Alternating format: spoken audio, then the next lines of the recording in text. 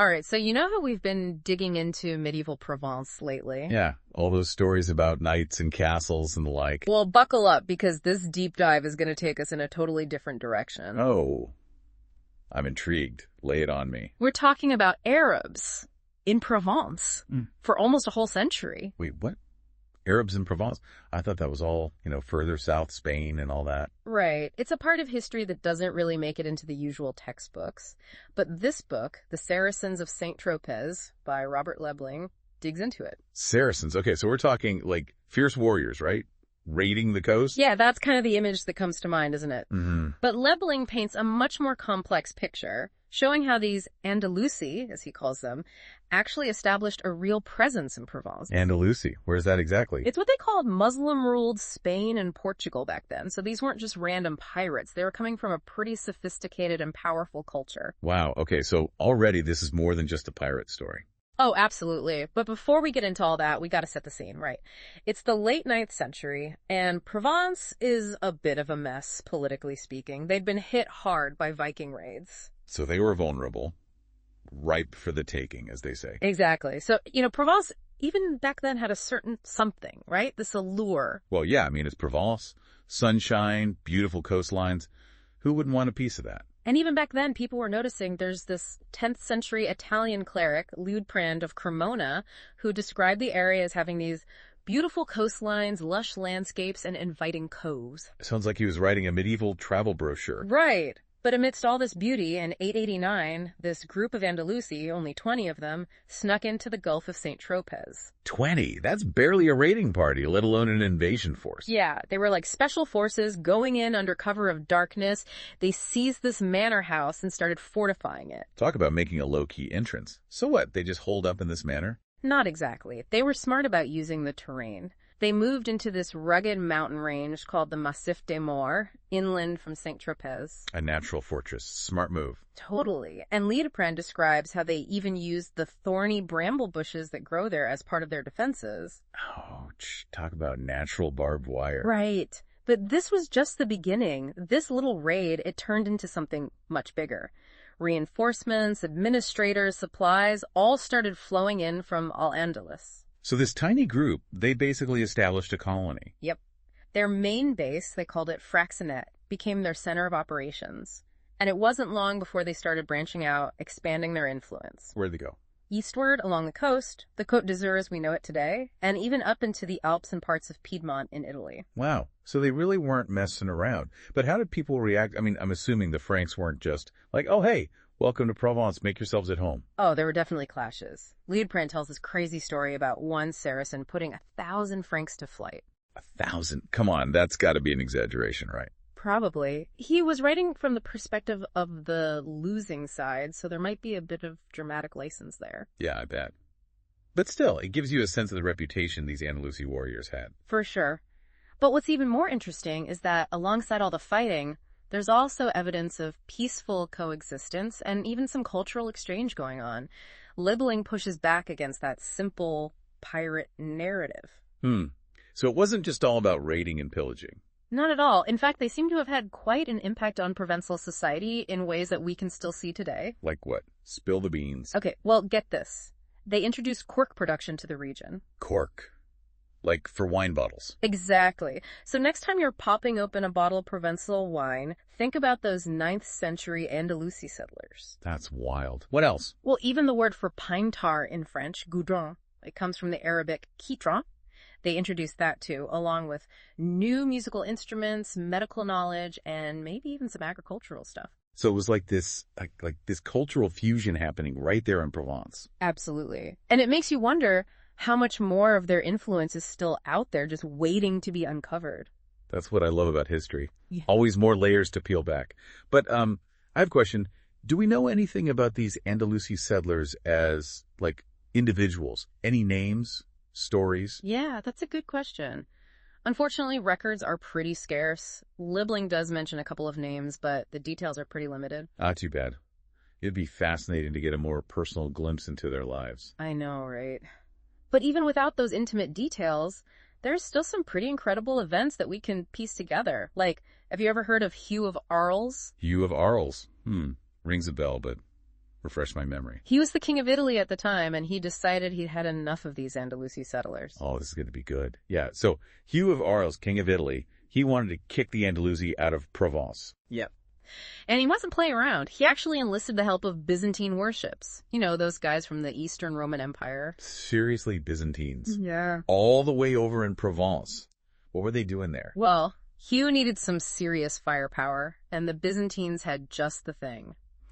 They were known for using this crazy weapon called Greek fire. Greek fire. Isn't that like some legendary stuff? Oh, it was real, and it was terrifying. Imagine, like, a medieval napalm.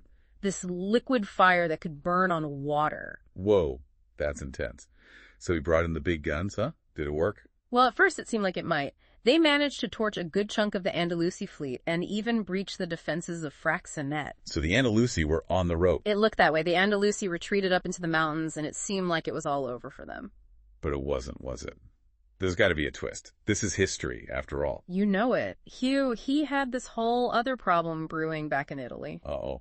Sounds like trouble on the home front. Yeah, a rival was making a move for his throne. So Hugh, desperate for allies, did something completely unexpected. He made peace with the Andalusi. Wait, what? He went from trying to burn them out with Greek fire to making peace treaties. That's a serious 180. It's politics, right? Survival often trumps ideology. Plus, Hugh knew the Andalusi controlled key Alpine passes. Uh-huh, strategic. So he basically made a deal with them to block his rival's advance. Exactly. He handed over control of the Alps to the very people he'd been trying to drive out. Man, that's got to be one of the more ironic turns of events in history. I bet some people weren't too happy about that. Oh, you better believe it. Our friend Liutprand was furious. He basically accused Hugh of selling out Provence to the enemy. Classic Liutprand, always ready with a sharp critique. Hmm. But so the Andalusi, they're in control of the Alps now. What happens next? Well, for a while they actually thrived. Hugh's decision gave them this powerful strategic advantage. Plus, they already had Fraxinet and their network of allies. Right. But, like all good things, it couldn't last forever. Their luck started to turn in the mid-960s. Why is that? What changed? Well, a few things happened. The Franks, under new leadership, started to get their act together. They became more unified, focused on kicking the Andalusi out. So they finally put aside their internal squabbles and got serious about dealing with the Andalusi. About time. And there's another interesting theory labeling puts forward. Remember Hakam II, the new Caliph of Al-Andalus? The one who was more of a peacemaker than his father. Exactly. Well, Liebling suggests that Hakam might have just decided to cut off support to the Fraxinet colony. So they're facing pressure from the Franks on one side and potentially losing their lifeline to Al-Andalus on the other? Ouch. And on top of all that, there was also Otto Thirst, the king of Germany. He was a major power player at the time, and he was putting diplomatic pressure on the Andalusi as well. So they're basically getting squeezed from all sides. Not a good position to be in. Nope. And this is all building up to this one pivotal event that really shifted the tide against them. Okay, I'm all ears. What happened? Picture this. 972, Maeolus, the abbot of Cluny, is traveling through the Great St. Bernard Pass. The one Hannibal crossed with his elephants. That's the one. But anyway, Maeolus, he's this big deal in the church, and he's got his whole entourage with him. A medieval road trip. So what? Bandits attack? Not bandits. The Andalusi. They detained Maeolus and his people, held them hostage. Oh, no, they did not. Kidnapping a high-ranking church official. Talk about a major diplomatic faux pas. Seriously. And people were not happy about it. This wasn't just some random traveler. Maeolus was a close advisor to kings and emperors. I bet that caused a stir. Oh, absolutely. The Franks were furious. They saw it as a direct attack on the church, and they were ready for revenge. So this was like the final straw, the thing that really galvanized them into action. Exactly. They were determined to get Maeolus back and finally drive the Andalusi out of Provence for good. This is where we meet two key figures. Bernard of Menthone. Bernard. Wait a minute. Is he? Yeah, the St. Bernard dogs, they're named after him. No way. So the guy who founded those mountain rescue hospices is connected to this whole Andalusi saga. History is so weird. I know, right? It's full of these crazy connections. So Bernard, he led the charge to retake the Great St. Bernard Pass. And I'm guessing down south things were heating up as well. Down in Provence, another powerful leader was stepping up. Count William of Arles. Count William. Doesn't ring a bell. Fill me in. Well, he was basically the guy who finally united the often bickering Provençal lords under his banner. He was charismatic, a skilled warrior, and totally determined to end the Andalusi threat. So he's like the Andalusi's worst nightmare come to life. Pretty much. He gathered warriors from all over Provence, even as far as Nice, building this massive army. Wow, so it's like the whole region's rising up against him. Yeah. Where did this final showdown happen? Well, the Andalusi, they knew they were in trouble, so they decided to make their last stand at a place called Tropez. Tropez. Another name for the history books. So this is it, the final battle, the climax of the whole story. And let me tell you, it did not disappoint. Okay, so 975, Battle of Tropez. Count William and his Provençal army versus the Andalusi making their last stand. Who wins? Well, let's just say, things did not go well for the Andalusi. Count William's forces, they were just too strong, too determined. It was a decisive victory for the Franks. So that was it. The end of the line for the Andalusi in Provence. What happened to all those settlers who'd been there for nearly 100 years? Well, according to Lebling, when the Andalusi saw that they were losing, a lot of them, they just took off, fled Fraxinet under the cover of darkness. Makes sense. I mean, what else could they do? Some were killed or captured, of course, but those who surrendered, Count William actually showed them mercy. Same with the ones who had been living peacefully in the nearby villages. So even in victory, he was pretty pragmatic. Probably realized that not all the Andalusi were, like, hardcore enemies. Right. It's not always a simple good guys versus bad guys kind of story. But anyway, with Fraxinet captured, they made a pretty interesting discovery. What did they find? Treasure. Tons of it.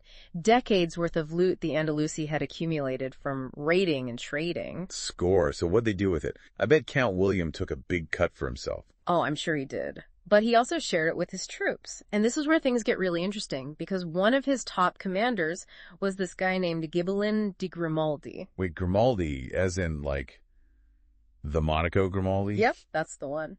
Ghibelin was actually an ancestor of Prince Rainier III. Wow, that's a crazy connection. For his loyalty and service in the battle, Count William granted Ghibelin the land where the village of Gramont stands today. Which is, like, right near St. Tropez. Full circle. Exactly. And the ruins of Grimaldi's castle are still there. You can go visit them. Man, history's full of surprises, isn't it? Totally. So yeah, the Battle of Tropez, it was a turning point, marked the end of an era.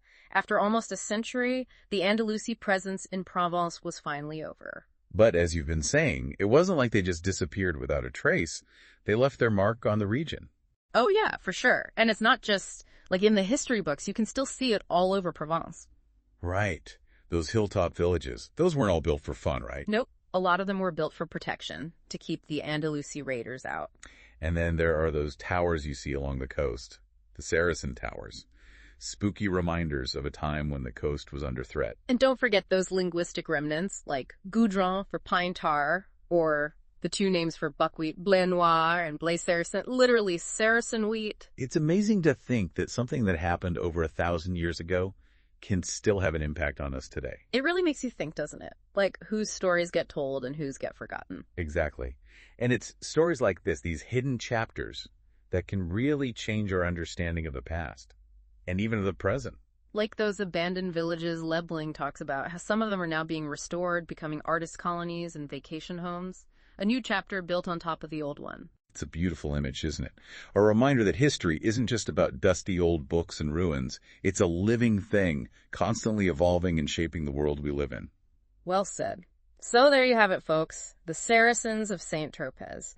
A fascinating and often overlooked chapter of Provençal history. Who knew those sunny beaches and lavender fields had such a wild past? Thanks for taking this deep dive with us, and who knows, maybe it'll inspire you to do some exploring of your own, uncover some hidden history in your own backyard, because, as we've learned, the past is never truly past, it's always there, just waiting to be rediscovered.